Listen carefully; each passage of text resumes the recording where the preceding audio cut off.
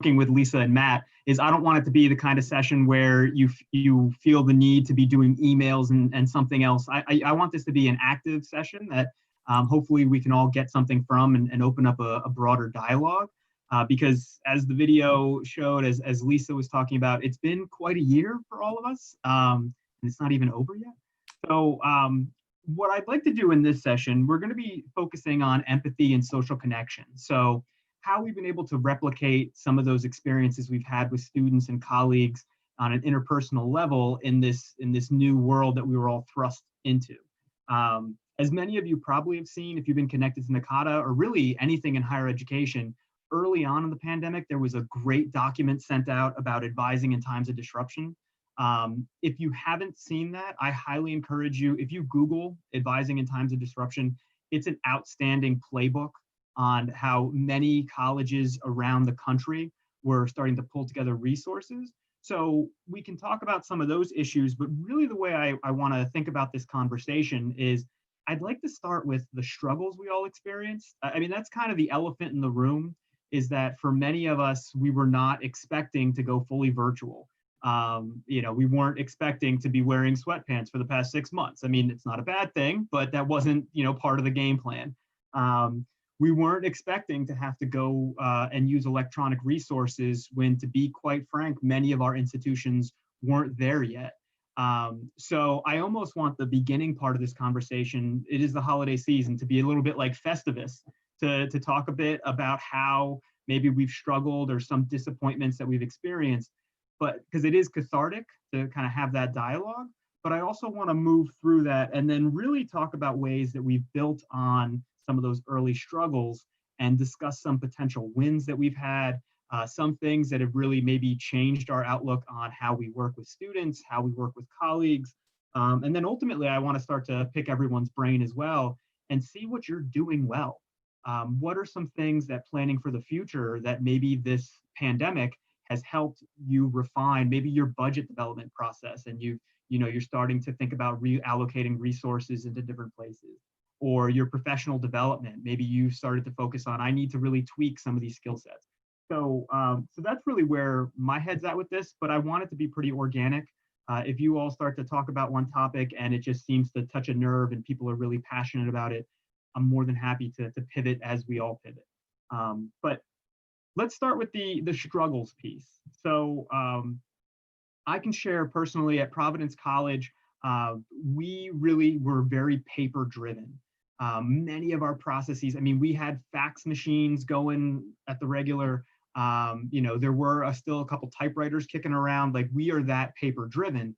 So it has taken us this pretty much the whole time here to get up to speed, to start to invest in some technology at the start of the pandemic that will, obviously there's some buy-in, but to figure out how to do our forms better, how to do our communication better, how to access resources like OneDrive and Teams and all of those things that we've had, but no one really was utilizing because there wasn't a need. But that was a huge adjustment, dealing with forms, even having a place where students can sign on a form and using a signature.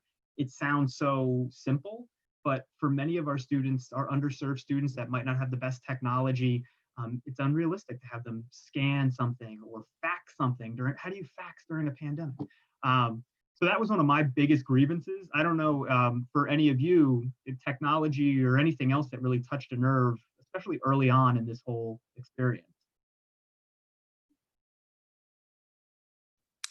Peter, so there's a comment in the chat from Erin here. She would be curious to hear how people are managing placement testing.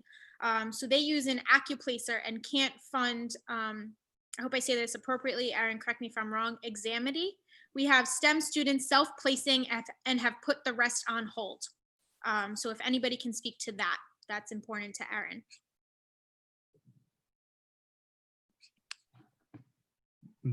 I can share just what we did during our orientation. We used our online placement. That's a homegrown system that we go through Sakai, our learning management system. So that's been in place for years. We have students do those placement exams early on. In some instances, we had students with technological difficulties, so we actually were referring them directly to the chair of the math department because we have a math a placement and a language placement. So our department chairs were doing a little bit of heavy lifting there. So it was clunky, but luckily we were able to use our homegrown system that we've had in the past. Thank you. So we have a in-house writing placement test, but we use Examity for math, and that's been the biggest thing with our STEM students. We're allowing them to self-place. However, what we're finding is that, you know, senior year of calculus didn't end well for a lot of people in high school, and now they're trying to come in and do pre-calc or even calculus at the college level and are just flaming. It's tough. So I was just curious if anybody's found any good resources to be able to offer placement testing.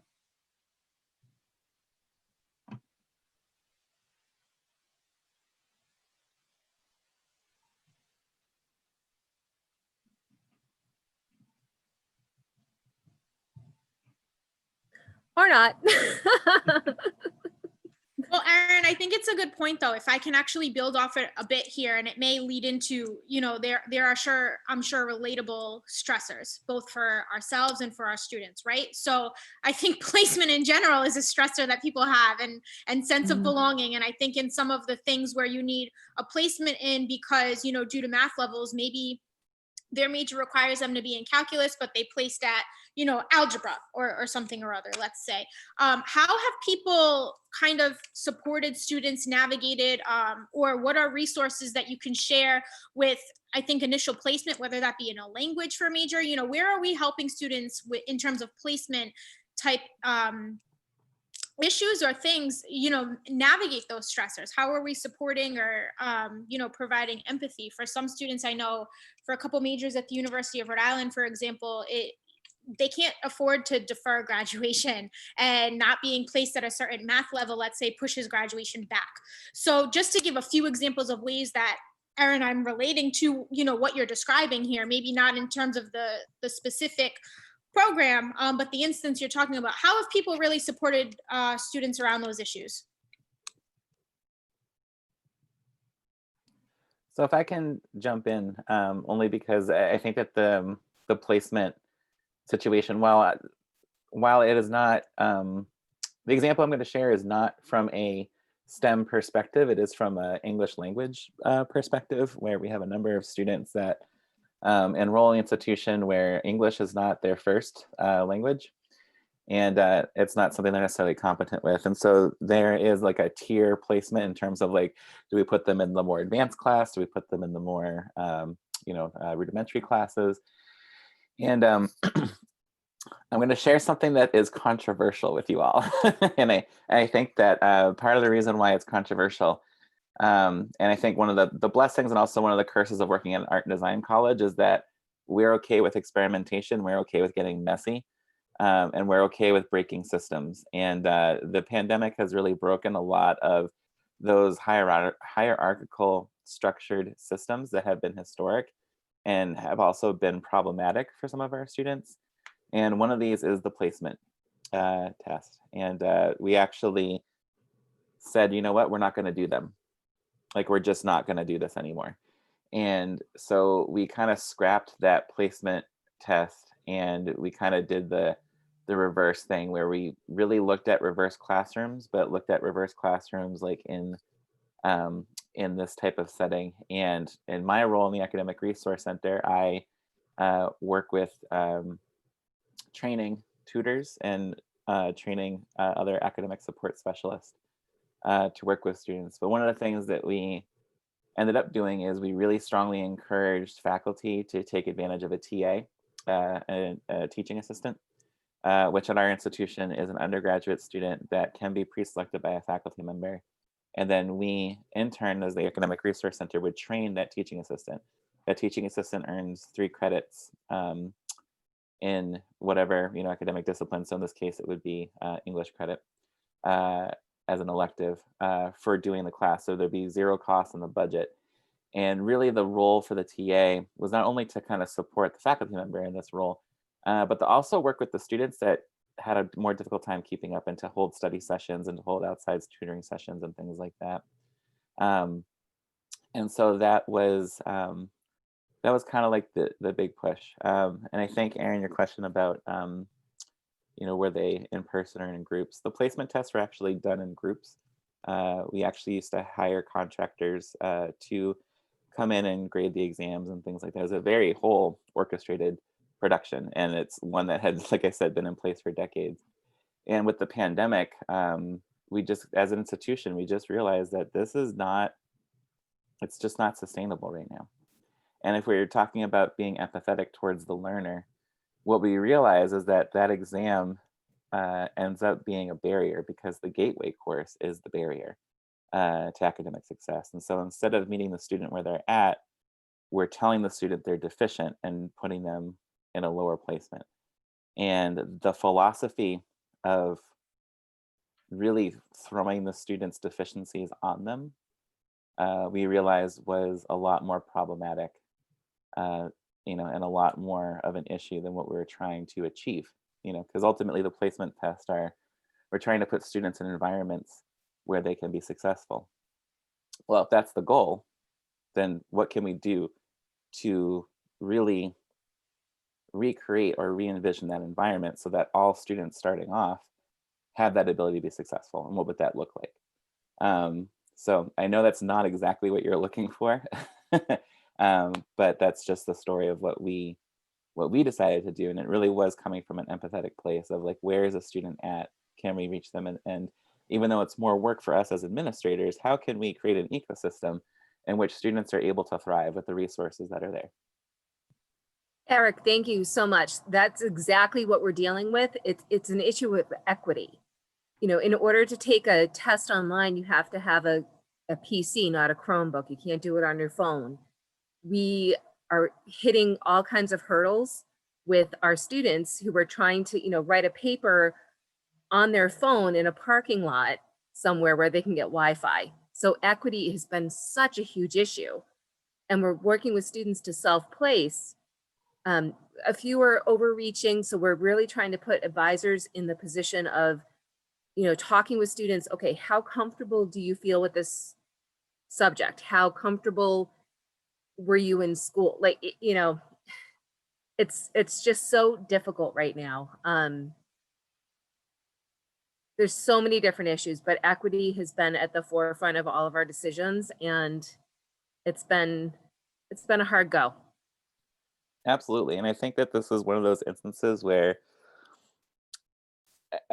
as I said to everybody that I've encountered so far, everybody's new at their job this year. Like everybody, no matter who you are new at your job this year. This is your year of learning, right? And so to compare yourself and to compare even your students and even your faculty members, for you to compare your production level to what it was last year is unfair, because that was a different environment. That was a different time. You cannot meet those expectations. We have to really think about what is realistic now, especially from that equity standpoint that you're talking about. And that's where we really had to intentionally partner with faculty to really say, okay, like, let's really think about how you're delivering the curriculum. And then working with students and working with the administration, to kind of solve some of these tech issues, because it's not really until you start having conversations with students that you realize that, oh yeah, they are in a parking lot on their cell phone trying to get this paper in. I even had that experience this summer as an instructor, where I had students that were trying to submit, their artwork on their phone, which is like, it's near impossible to do. But some students feel that shame that they don't necessarily want to say they don't have the money to afford the resources, or they don't have the ability to obtain that technology. And I think that's where I think we've been fortuitous.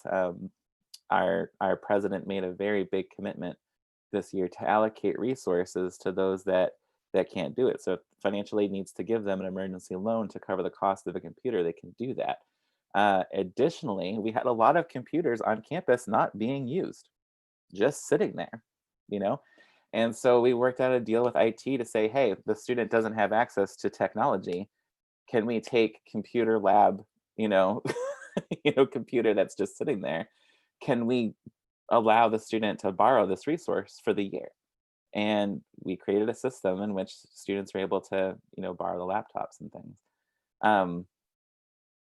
They borrowed laptops, they borrowed desktops. There's other equipment that they can't really, take out, but that was kind of like the gist of like, what can we lend out? Because the whole point of having those computers in place was for students to use it. And that was our solution to students that didn't have the means of technology. Like that was our solution back then, was let's make this public computer available. Well, how can we do that during a pandemic now? How can we, kind of lease that out to students? And we found like it was about 20% of our students, that needed the extra assistance. And so I think we were able to make things work either through financial aid, through emergency funding, or through resources that we already had. And sometimes the problem or the questions can be solved with just asking, okay, what resources are available and who can make this happen? Sometimes that's very, that could be a helpful start. Excellent. Thank you, Eric. Both Eric and Aaron bring up a great point of that equity and technology, especially at the start of this experience. There was just such a gap, a divide between those students that have great resources and those students that might be lacking. So how else, it would be great to find out how else other schools were dealing with narrowing this divide between those students that have the technology and those that don't. I know at PC, our library started to do loaner laptops and we were shipping them out, where that was something that we had all these laptops that were saved in the library for students when they would just come in and check it out, and they loosened up rules that were pretty rigid previously. But how else were other schools tackling some of these tech issues? At Rhode Island College, we were able to secure some mobile hotspots for our students, and our IT department was able to give those on loan to our students for this semester, in addition to laptops and things like that that we had sitting in carts because the computer labs were closed. Great, thank you, Sarah.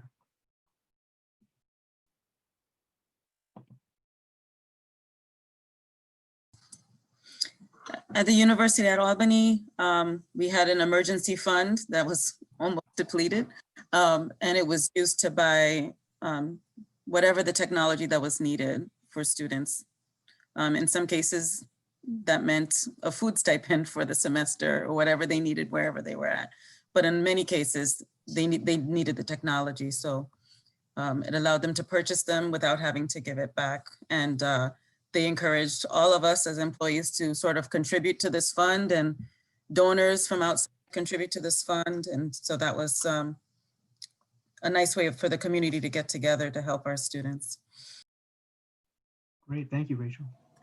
We have a social worker in the Dean of Students office who has been able to work with local cable companies to get either reduced or free Wi-Fi for students. We have a population of students who are generally middle to lower class income. It's tough. Even I'm at home right now. I have 3 kids online trying to do school, and I'm trying to do this too, and I keep getting lag, right? Everybody has to upgrade it a little bit, but we also have a loaner laptop program. We got some grant funding for that. Yeah, and we've also upped the Wi-Fi capability on campus. So we have students who might be commuters who are coming onto campus and maybe in their car or somewhere near a building where they can get into the Wi-Fi. But yeah, it's been tough.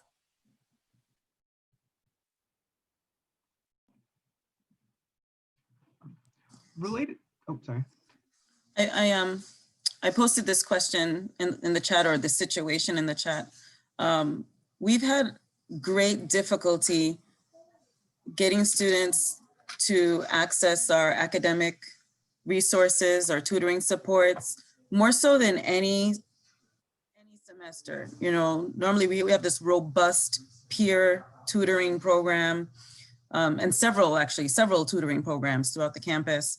And we contract with an online company to provide sort of almost 24-hour access to many different subjects, from philosophy to computer, to the STEM majors. And it's been rough, even when students need the help and they know how to act, they're just not. And I wonder if anyone here, if your university or college has been successful with in advertising the students and engaging them and helping them to access it? And what did you do?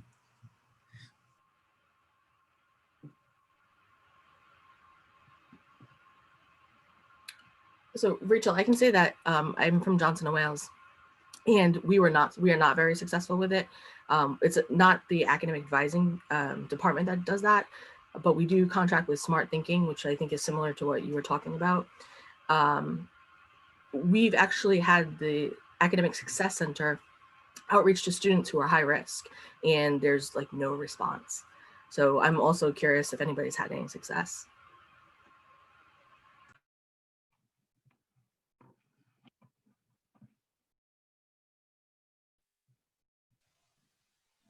So we're finding if we call students and actually engage them on the phone, that leads them into where they need to go. Email, I feel like everybody's inundated with email right now. If we can make that personal connection, that's what we're trying to do. So in the past, we would kind of herd everybody, oh, go here, do this. But right now we're trying to do like the one-to-one contact and support. And that's truly the only thing that's working. Erin, your comment reminded me, so recently, I think when this first started in March, what we did at RIC was we had like a phone bank for every single enrolled student in that semester. And we called, we had basically every staff member called some student. We had a small caseload. Just to check in, how was online learning going? Do you need a tutor? And then from there, we'd follow up with the student after the call to see, did you go to tutoring? Did you connect? Are you having trouble? So I do think the phone calls make a huge difference because, we have Zoom fatigue, our students have Zoom fatigue. They're a different modality of engagement, I think is better, especially one that's as immediate as a phone call if they're picking up. So the kind of other side of that is with many of us working from home, I use my personal cell phone to call students. I block my number. So not many students pick up a private number. So there's that end of that as well. So at Framingham, we have a call-in line, or call-out, I should say, line. So I dial into it, and then it shows up on the student's cell phone as Framingham State. So they know it's somebody from campus calling as opposed to a block call or my own cell phone. And that's been tremendously helpful too, because they'll see that and then pick it up. But yeah, I hear you, because I don't pick up random numbers. Why would somebody else, right? At PC, there's been some instances, and it's not the resources so much, but there were some students that due to midterm grades fell off the radar, and these go through the academic dean's office where faculty would notify the dean's office, and then the various class dean would reach out to the student. In some cases where they were entirely rogue, I've actually texted students, and I found that texting, that really got them engaged quickly. I know that some schools have the capabilities to text. It wasn't feasible for me to do it for many students, but for some that really reached to a higher priority where there was almost some safety concerns, I found that 3 calls didn't work, but I texted a student and she responded 5 minutes later to start the conversation. So if there's the ability to text, I see someone wrote in, Caitlin was mentioning Google Voice to text. So that might be something. Obviously, it's hard to do in large batches sometimes, but the texting piece does seem to get a good turnaround on students. To add to that, I've had many students this semester specifically request that I text them because they were just aware that if I sent them an email, they weren't going to see it because they were receiving emails from professors, their coaches, since I work with student athletes. And I asked them, I was like, what is the best way for me to reach out to you? Can I email you? Can I text you? Should I call you? And I've had some students say, please text me. I've had some students say, please email me. And then for our meetings, to remind me, please add it to my Outlook calendar so I get that notification. I've also had students say that they want to FaceTime. And of course, it's up to you and your personal preferences in terms of how you want to communicate with students. I feel comfortable giving out my personal cell number to them. I've also set boundaries that none of them have ever tried to go beyond. I have not received a text at 3 a.m. in the morning from them requesting any support. But I mean, in certain instances, I'm sure there could be a case where you sit down with a student and say, hey, look, after 5 p.m., I'm not available, but if you do need me, you know when to reach me. So I think asking them personal preferences or just even giving them the option really helps support them. One other thing too that I found we were successful with at PC was, especially for our first year students, many of them, I mean, as we all know, it's just such a weird semester for them to get acclimated to the school. We've actually utilized our orientation leaders that already have a relationship with those students. And in some instances, if a student is missing in action, or maybe I received a notice from someone that just basically there was an alert that something to get in touch with that student. I've reached out to the orientation office, and they've been able to have orientation leaders reach out to their students because they already have their cell phone numbers. They're already been communicating with them because they've had to get creative. And it was amazing how quickly I was a little insulted. Like, I've emailed you 6 times, orientation leader, you get back to them in 3 minutes. But it was that's just a great. I was really pleased how quickly that office was able to step up. And it was just such a good collaboration of people that I work with at certain points in the semester and say, oh yeah, this is such a great resource. I keep forgetting to use them at times, and it really paid dividends. So if you have, especially with first year students, you might be able to leverage that connection with orientation leaders. That really help. I can kind of speak to that. Oh, I'm sorry. Go ahead, Alex. I was if I can quickly just comment on a great point, and I'd like to build off this once Alexis speaks. Julie brought up a really good point. So many students have phone call anxiety. So the idea of calling someone is overwhelming. So many of you have described these other ways of pivoting to that. And I think that's also a great example of, empathy and understanding that our session focuses on today. Before we build on that, Alexis, I do want to hear your comment, please. Thank you so much. I was just going to add on to what Peter said, because I'm currently a GA in the orientation office at PC. So even just working and getting to know some of the orientation leaders, like, they've been so incremental in not just checking in on students, how they're doing with remote learning and academically, but even with the first year students, like, how are you doing socially? Are you making connections? Are you getting involved on campus? And I know, like, our office has gone beyond just like orientation programming and saying, okay, what other virtual events can we leverage to get students to connect with each other? And that can be tough to get some students to buy into, especially freshmen who don't already have those connections on campus, meeting people virtually. So we've had the orientation leaders reaching out to their groups from the summer and the fall, just saying, hey, like, we're getting this group together, this event, and we've been seeing a lot more buy-in because they have those relationships with the orientation leaders. So I think that's just a great, like, office and group of people to collaborate with. Alexis, thank you. Your team has been outstanding, so helpful in those instances. I can't thank you enough. So if I can build on what Alexa said real quick, sorry, Lisa, but I think that she mentioned something really important in her statement, which is the relationship aspect. I actually just had, within the last 2 weeks, I had a meeting with our coordinator for the writing programs for the issue that I actually started this conversation ball with. We were talking about how the one thing that's missing right now is those relationships that you build that are not formal, in the hallways, just kind of in passing and things like that. And one of the issues that we've been facing with our tutors in specific, I have one tutor that is like overly popular. Everybody wants to, sign up with this one particular tutor. And so they do, and he's booked like 2 weeks out. And then I have my other tutors who don't get as much traction as the other one does. And the reason why this one tutor is so popular is because so many students have had a good experience with him, and they like kind of word of mouth it from there. Like, they do more recruitment than we do on our end. And that's fabulous for him, but we also have these other people that are ready to help. And we realized that the piece of it was the relationship was missing.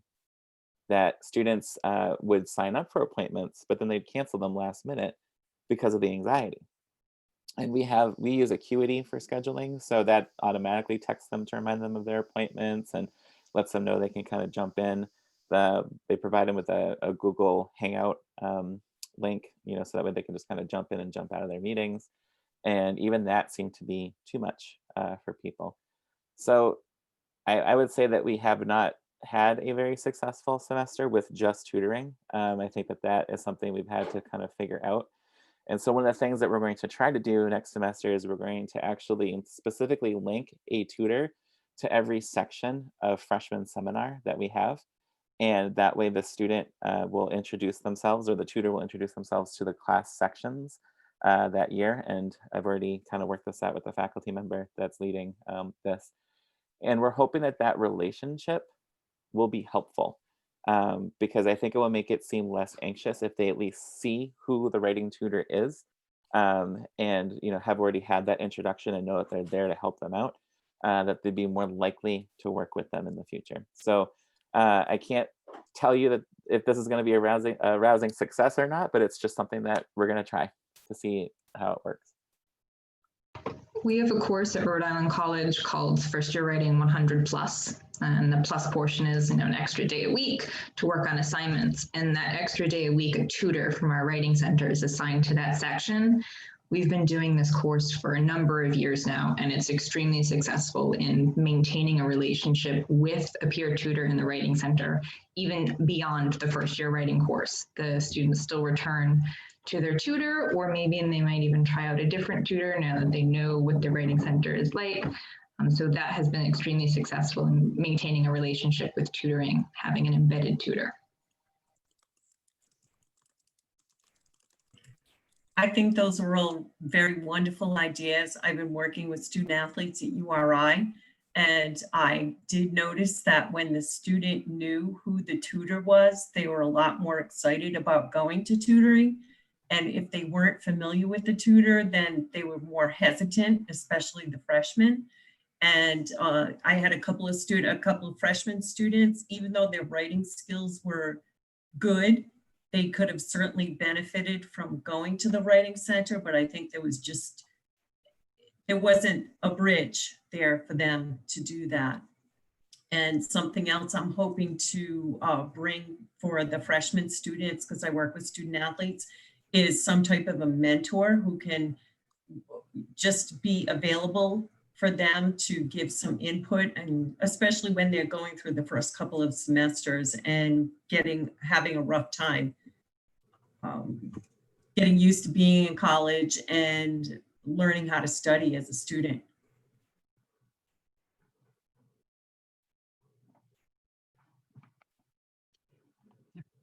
Related to all that, thank you, Barb. What about the drop-in? I know Eric mentioned it a little earlier with regard to academic services. But I know many of us, our bread and butter is that drop-in quick question. And we all know it's never a quick question. It winds up being an hour thing. But that's where we get a lot of our traffic. That's where a lot of students feel comfortable. That's how we get that empathic connection. And students, they look at our office, they see the pictures of our family, that we become more personalized. And so much of that is lacking right now. How were your schools or colleges, how were you able to replicate that drop-in experience? I know that we have on our emails at PC, at least in the dean's office, make an appointment where students can click on our email link and do that. It is still a little rigid for them, but how are you doing drop-ins? I'm at the University of Utah. I work in the College of Fine Arts. I'm on a team of 5. We all cover all the areas in our college, and we actually take a chunk of time throughout the week. So on Tuesdays is my email day. I cover our group email. So if emails come into that group email address, I answer them. But that's also my drop-in day. So we have virtual walk-ins. So students can schedule appointments we use Cranium Cafe /ConnectSed. Students can also knock on our door and drop in during that same time. So Tuesdays like 10 to 3 is when I do my virtual walk-ins. Thank you, Samuel. At Johnson & Wales, we actually had to pivot. We were doing in-person, we use Starfish, and the students would come in and actually swipe their ID to sign in for the drop-in appointments. So we had to quickly work with Starfish to create virtual advising, which we did not have before. And we do, similar to University of Utah, we do have set hours for the counselors to advise students for drop-ins. Thank you.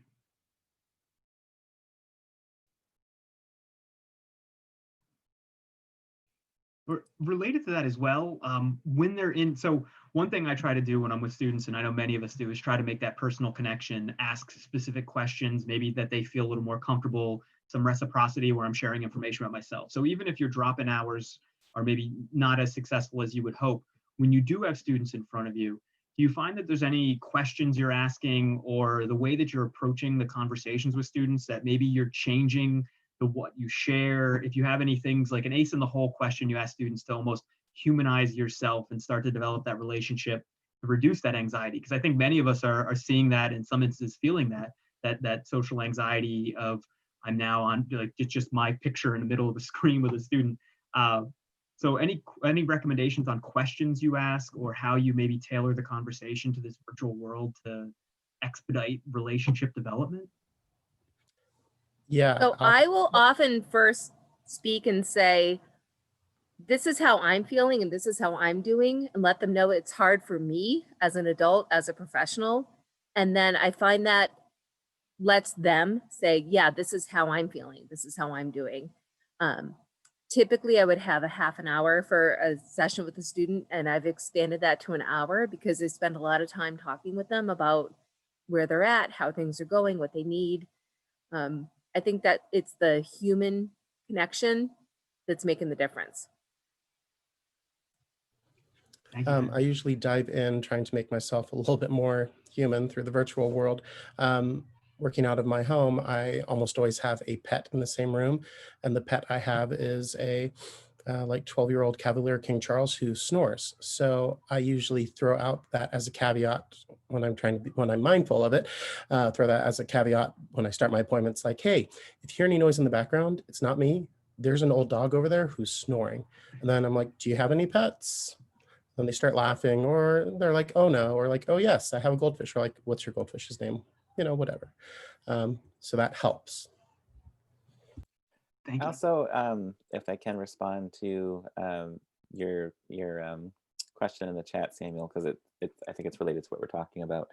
One of the things that I've been working with my advisors on is, again, the expectations of what we have in the virtual world versus the expectations that that we had for ourselves in real life. And the biggest part of the relationships happen in informal interactions.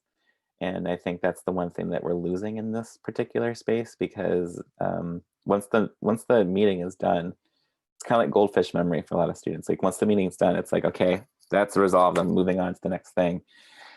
And I think for us, and I include myself when I say this, just to be honest with everybody, I definitely feel the relationships are different. And I really value the in-person relationships. I think that's why I gravitated toward advising and doing academic success to begin with. So having this barrier, between us as humans is problematic. And it's problematic for us because that's how we went through college, and it's how we forged our relationships.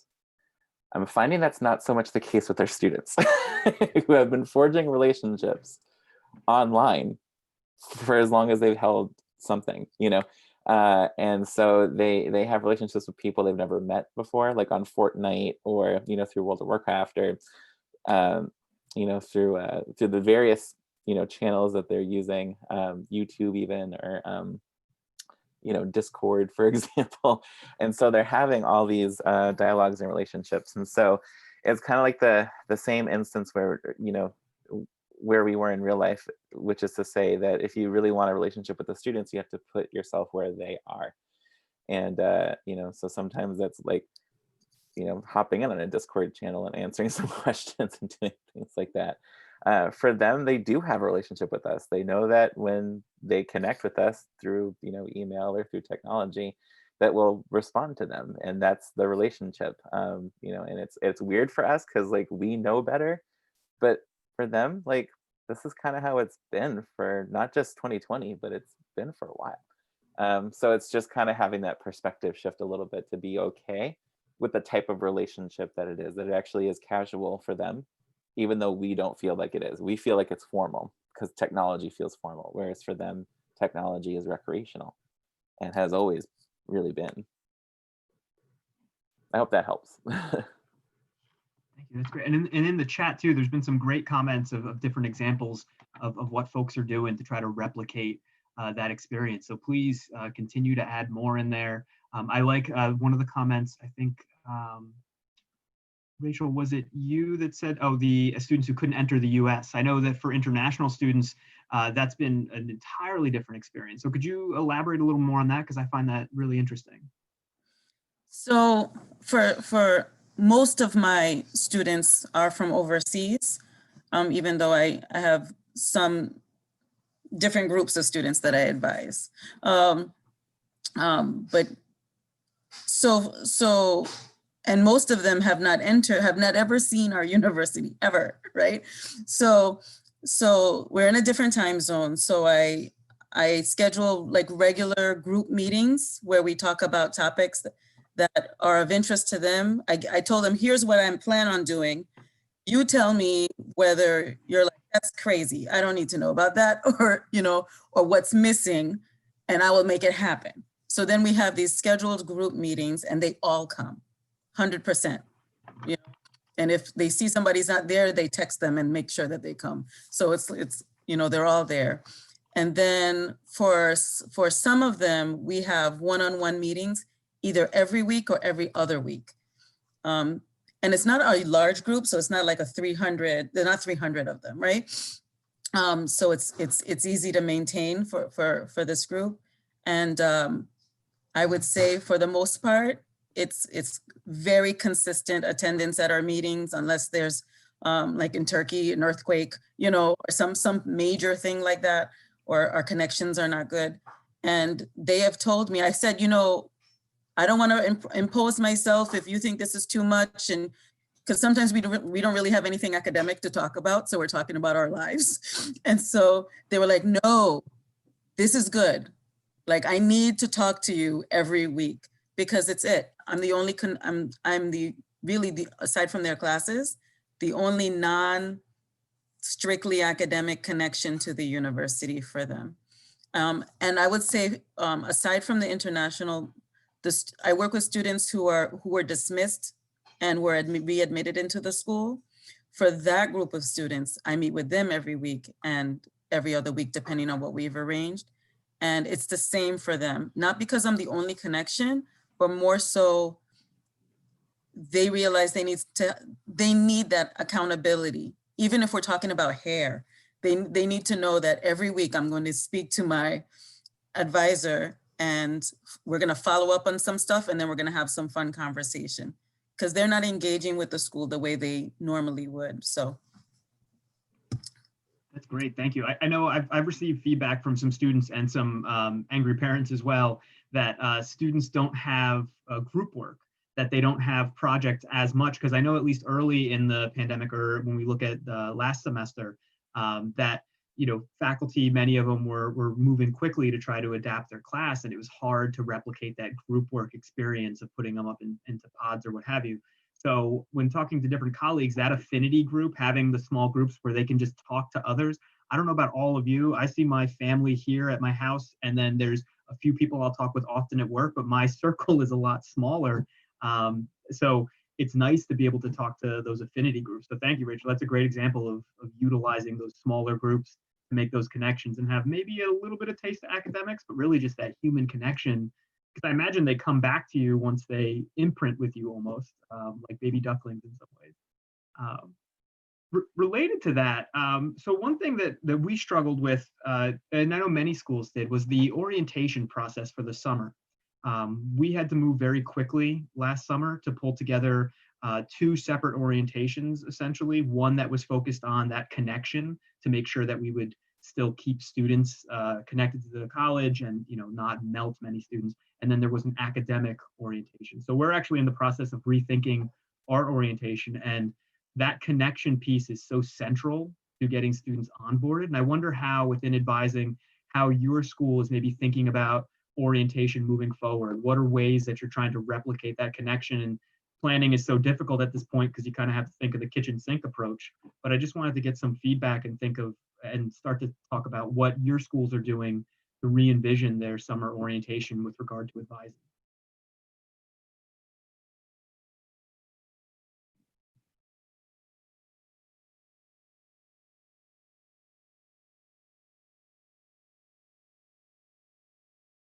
So the planning's going that well. Is that I know we have a very small spring students coming through. So we only at PC have about 25 students. So we're actually doing individual and small group meetings. So that's much more manageable. But I actually have a meeting this afternoon that is, we're starting to talk about the summer. So, you know, I'll probably wind up reaching out to the listserv as well to get more information, just to think creatively about how to replicate some of these advising experiences that you would get normally in the in-person remotely. So typically we would kind of herd everybody to orientation, but right now it's like get everybody registered as fast as you can. If they're transfer, a new student, whatever it is. So it's a lot of one-on-one. Thank you, Erin. I know for us, we built schedules for everybody, and we normally don't do that. So over the summer, everyone came in with a fully cooked schedule. So that advising piece was really muted. Many students were encouraged not to make changes because it was so tight. So we initially started out kind of turning down the volume on that advisor conversation just because we had no other choice, which made it a lot harder when we went for spring advising when they didn't really know their advisor well because they didn't need to. So we kind of created some of our own challenges based on a lot of the hurdles we had to face early on in this process. So what have we learned? I mean, that's something I know we've talked about a lot of the difficulties we've had, but I'm an annoying optimist. So like, what are things that you're looking to build off of? I mean, now, obviously, this has been quite a culture shock for all of us, but once we get back to some semblance of normalcy, what are things that you think you're going to take away and hopefully utilize in, you know, your professional life moving forward? Maybe even it's your work-life balance and how you treat being an advisor or working in higher education. What are you going to build off of after this, after we can all turn the page on 2020?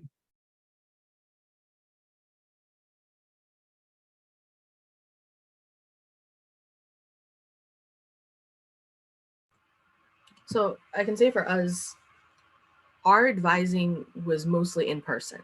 So the students would come to the office, we'd have the advising meeting. Sometimes there was telephone appointments, but we hardly ever used any type of Skype. In the beginning we had Skype, then we changed to Zoom, and now we're on Teams and Zoom. We never used any type of virtual appointments. And I think that is something that we're really gonna continue on with, because the students, as much as, you know, there's that Zoom fatigue, they still want that. And hopefully once everything goes back to normalcy, you know, it won't be as much of a fatigue to go on to Zoom, but it's the ease of, you know, instead of coming into the office and sitting and waiting to be called, it's just about, I'm going to pop into the Zoom room and the advisor hopefully will be there. Yeah, thank you very much. I found that, so my name is Sarah. I'm at a 2-year college in Baraboo, Wisconsin, as part of the University of Wisconsin system. And in working from home, which I was really tentative about doing, I found that my life-work balance was much better. So for example, I can throw on a pair of hiking shoes and I can be down on the Riverwalk during lunchtime, and I can take a 15-minute walk very easily. And I found that making such a difference in me influenced then how I was asking students how they were taking care of themselves. And for 2 of my students who came to me for academic coaching consistently every week, I asked them mid-semester, because they were still struggling with time budgeting and things, what were those things that they really enjoyed doing interest-wise that they felt they were pushing aside because they had to do their schoolwork? And so one of them named walking the dog, and one of them actually said taking a nap, and those are things that they put off. Once we put those into their weekly goals, they noticed a change within themselves, and they recognized that they were more motivated to stay focused on their schoolwork because they were also attending to those other parts of themselves. And that was a real lesson for me in my own life. And then it was extremely rewarding to hear students respond similarly. And both students are saying that they are still implementing those goals that seemed kind of frivolous as part of what they need, you know, daily or weekly to stay focused on their schoolwork or on whatever else they're doing. So I thought that was really incredible. Thank you, Sarah. That's a great example. I always tell students, take care of yourself. Make sure you have a break as I'm shoving a sandwich in my face for like a 10-minute lunch and doing an email at the same time. That I found, and some of my colleagues as well, that taking a walk at different parts of the day, or just being able to go, I actually have a 2-month-old at home. So being able to like spend some time downstairs and then come back and balance that and have a little bit more of a flexible schedule. It's really, I mean, that's been a shining experience of, you know, adapting to this. So thank you. That's great feedback. Anybody else of what else taken away, whether it be, you know, personal in terms of your work life, or initiatives that you've done, partnerships maybe that you haven't had before, but you had to develop because you kind of had no choice in this climate?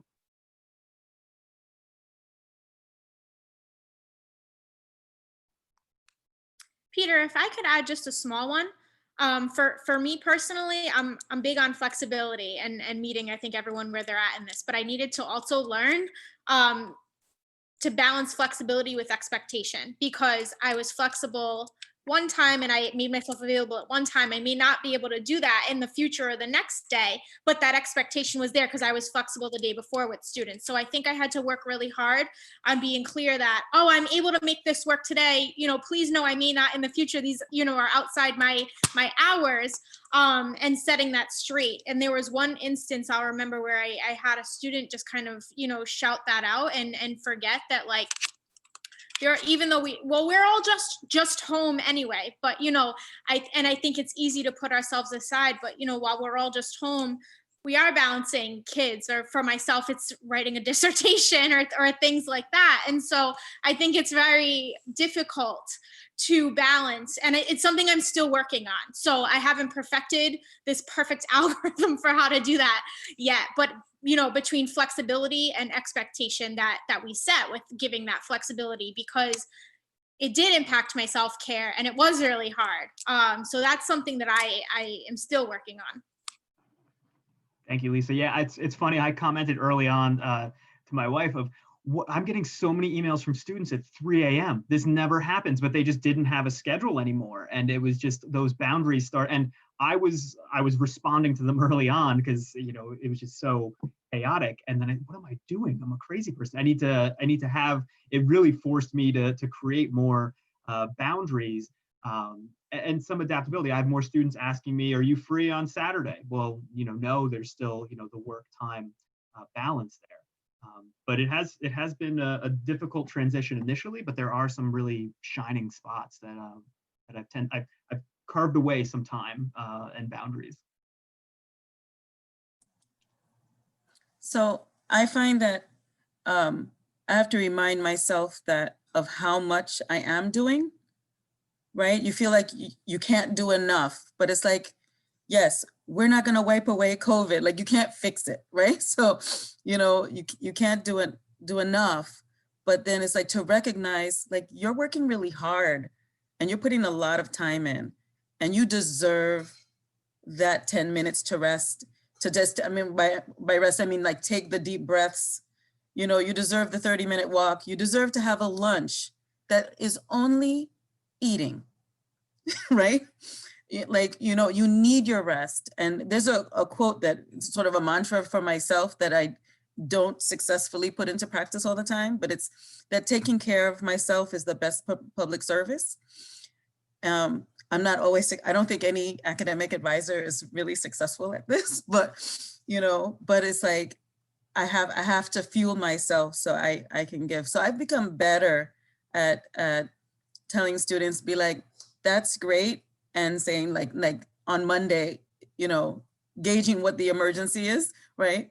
Get back, we're gonna talk about this on Monday, or let's make an appointment for this here, right? You know, or for my students that we're in a 12-hour or 13-hour time difference, I'm just like, I'm gonna write back to you in the morning in New York time, you know, because you know you're not getting kicked out of school, there's nothing major happening.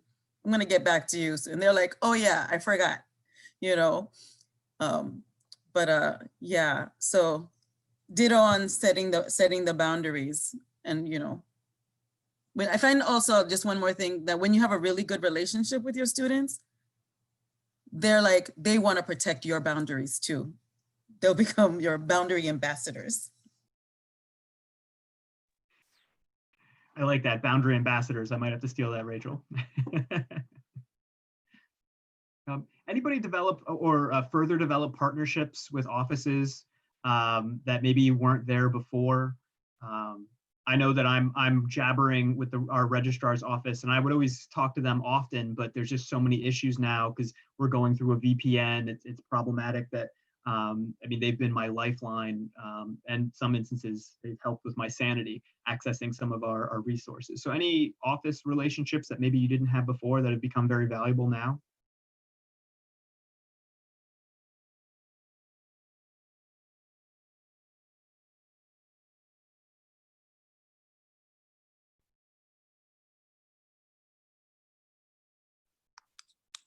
I'll say for me, Peter, I talk often with our campus involvement office. And I'll say that I do that because a lot of students are just looking for platforms like this to engage in interests that are common or different. They learn something in their first year experience seminar and, hey, I want to do more of that.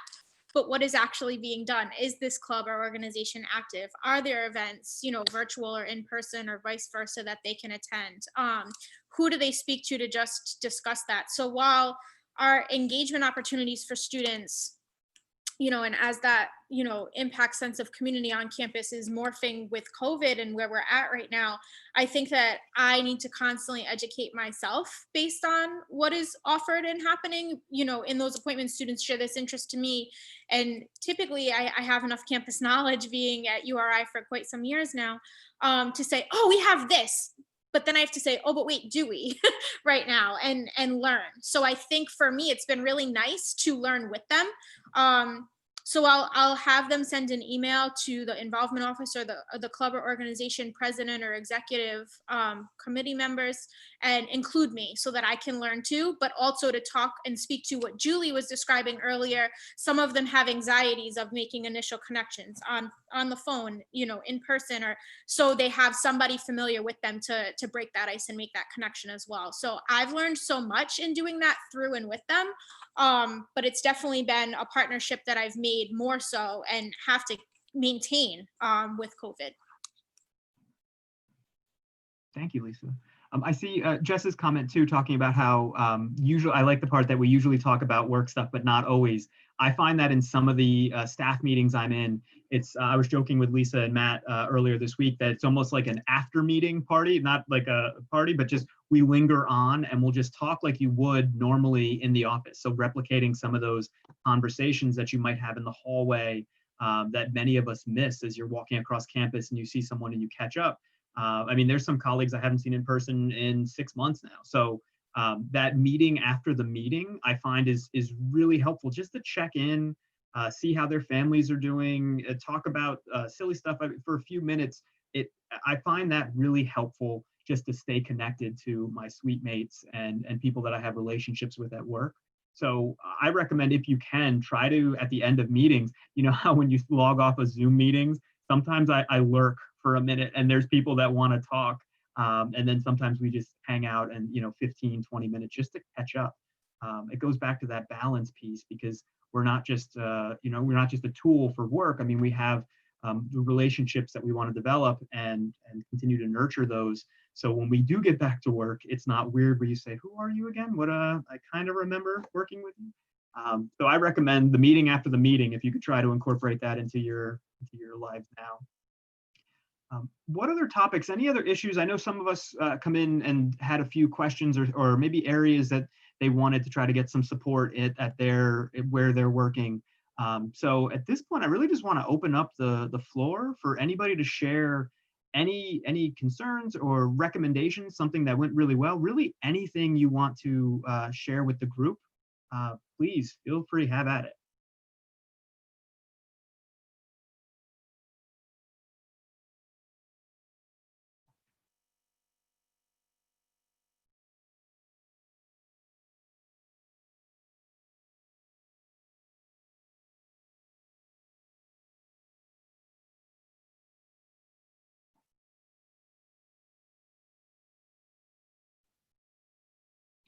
Okay, well, if I'm everyone, curious. oh, Oh, sure. go ahead.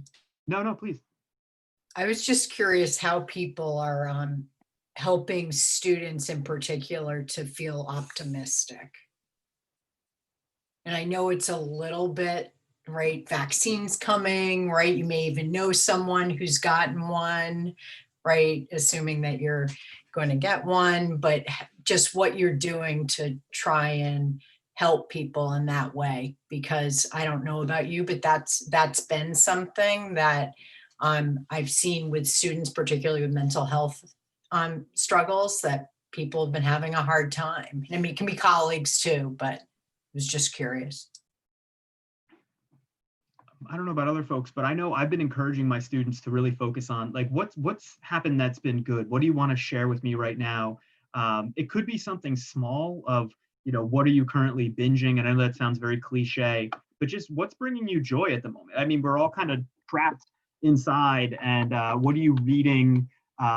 Different things that, really looking for those highlights, because it is so easy to look at the negative, and there is just so much around us right now. But there's also so much good. And I know it sounds really cheesy, but just what are those small things that made you, what made you smile recently? What's something that made you happy? And it might be their pet. It might be that they were able to walk outside, 60-degree New England weather in December was a huge win. And that was a topic of conversation with many of my students. Just that simple small talk of what are the wins recently, that I found has been pretty helpful. Kind of going off to like the Google video, I always ask like my mentors that I supervise and the students that I work with, like remember why? Like, why are you doing this? Why are you in school? Because it reminds them like, oh yeah, like I'm doing this for a reason. I'm not doing it just to like go with the flow. Like it reminds them of like there's an end goal at the end of all of this stuff. Like there's the light at the end of the tunnel. I'm doing this because, one day I want to be a CEO of this company, and like having them remember like why they want to do this is kind of like a, turnaround for like that burnout that everyone, including me, that I had like during mid-semester, just a reminder of you can still do this. There's still a reason why you're doing this. And if you remind yourself about that, it will give you that motivation to just, keep going. Thank you, Tyra. Yeah, to completely go off of that, I work with student athletes at URI. Baseball, I work with a baseball student and football, and both of them are going to be in season next semester, so they'll get to play. They're really looking forward to that, and just being able to be together. I know a lot of them, missed having that team interaction this semester. Some of them worked out in pods or did practice in pods, so they're looking forward to being together as a group again, to doing to participate in the sport that they love. And so focusing on that for them has been really big in terms of, this is why you want to do well in your classes, you want to stay focused, you want to be able to participate in this thing that you love and you've been working so hard to continue doing. I work at the Global Studies Department at Providence College, and our department hosted Brown Bag Series for students to come together and talk about issues that may have arisen at campus, or just like have company during this time when they usually go have lunch with their peers and friends on campus. So it was just a monthly thing we did. Great, thank you.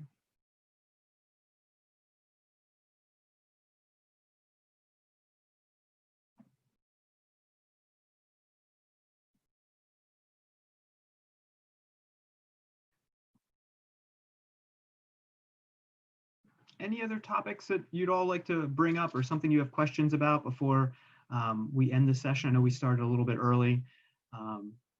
So anything for the good of the group?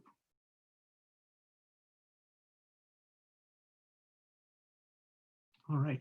Well, thank you so much. It was fun just to take some time and speak with all of you. I know it's been such a trying time, and it's nice to just hear what colleagues are doing just to further develop these relationships, hear about some of the trials and tribulations, and really where we're building on this difficult experience, and in some places starting to excel. Please feel free to utilize your resources. I know there were some great comments in the comment field that I'll probably be reaching out to some folks. Thank you all for sharing some of your experiences. inviting us into your homes, as you will, which I always remind my students that that's such a unique thing that we're all doing now. But thank you, Lisa, for helping with all of this. At this point, I will turn it over to you, Lisa, and then we can go to the next session. Peter, I just want to thank you really for facilitating our session and creating a space for us to connect about these very important topics, and do so in a way where we can, yes, vent and highlight those things, but to gain, as you're saying, some resources that are really informative and helpful. And I think when you're in it and you're true to your own self and form, and you don't think that outside of the box type thing. And even I'm just appreciating hearing about hat and sweater and mask contests that people are doing to keep it fun, where we've never thought to really do much of stuff like that. And so it's so great to hear ideas large, small, and in between here of what we can do, and through the lens of empathy. Rachel, I thought you made Rachel Moody a really great point about, space for ourselves to give our best service for, our students and each other. So great points and takeaways. And Peter, again, thank you. Wonderful job and really great leadership. Thank you very much. This was fun. It was great to see you all.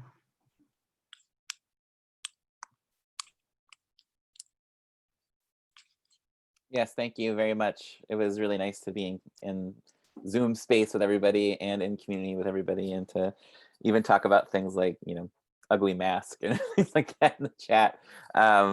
It's been good to see a lot of you, because it's been a while since we had a chance to connect. So thank you, Peter, for facilitating. Of course, this was great. So there'll be a break for lunch. You all have the link to the next session. So you'll see that there is a little bit of a break, and then a community lunch discussion. And then there's discussions later on in the day. So if you have time, I encourage you all to go to as many as you can. It's just great, again, to connect with colleagues that are kind of in the trenches doing similar experiences, having a lot of the same questions, or they might be doing something that will help you in what you do in the day-to-day. So I hope you all take care, stay safe, and have a great day, everyone.